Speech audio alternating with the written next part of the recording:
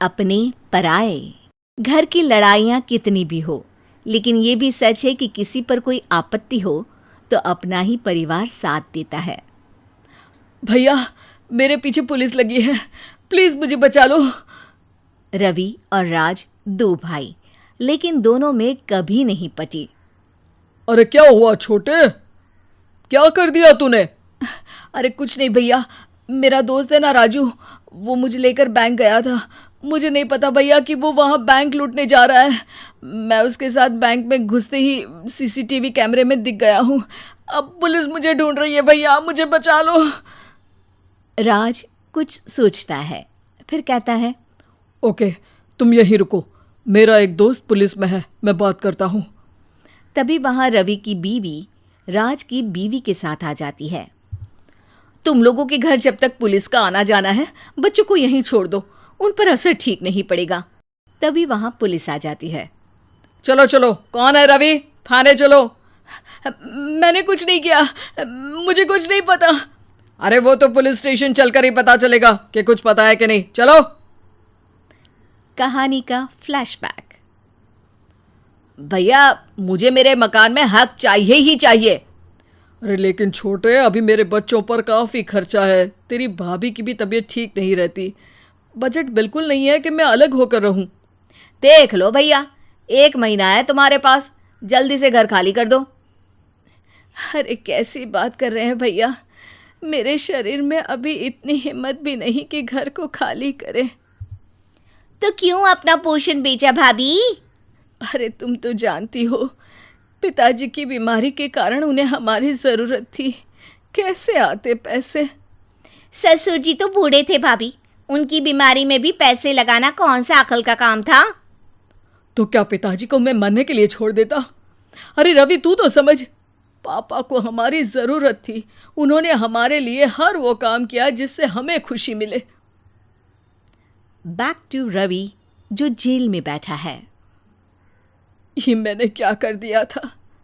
मैं ना पिता का हुआ ना ही भैया का।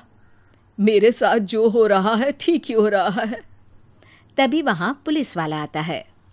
रवि, तुमसे कोई मिलने आया है। भाभी, आप यहाँ क्यों आई? पुलिस स्टेशन है ये भाभी। भैया, आपकी जगह मेरा भाई होता तो क्या मैं नहीं आती? अच्छा, ये खाना ले लीजिए, खा लीजिएगा।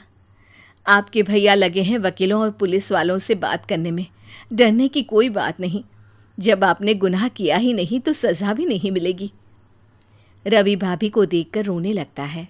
घर में साक्षी चुपचाप बैठी होती है कि तभी सोनम कहती है, अरे साक्षी, क्या हुआ, परेशान क्यों हो रही हो? भाभी, अभी अभी पुलिस स्टेशन से खबर आई है, इन्हें बड़े जेल में शिफ्ट किया जा रहा है। मैं क्या करूंगी भाभी? रो मत, हम अच्छे से अच्छा वकील करेंगे। लेकिन उसमें तो बड़े पैसे लगेंगे दीदी, हम इतना पैसा कहाँ से लाएंगे? अरे क्यों, ये मकान है ना, और मेरे कुछ गहने भी हैं।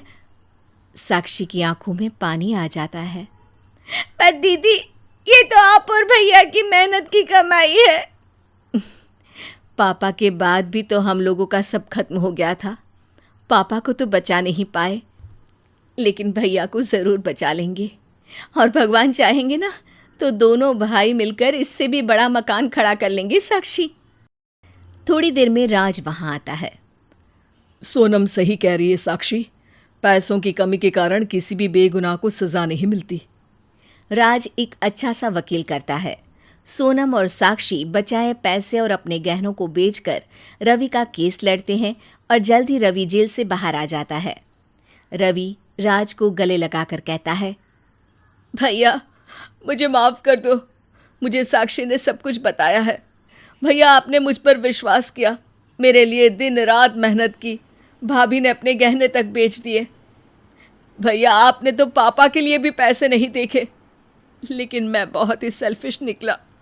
भैया, एक आखिरी बार मुझे माफ़ कर दो, मैं शर्मिंदा हूँ। अरे भाई, अपने तो अपने ही होते हैं, पापा ने हमारे लिए क्या नहीं किया ये तुम्हें बताने की ज़रूरत नहीं है मुझे। और फिर तू तो मेरा भाई है, पैसे से बढ़कर रिश्ते होते हैं भाई।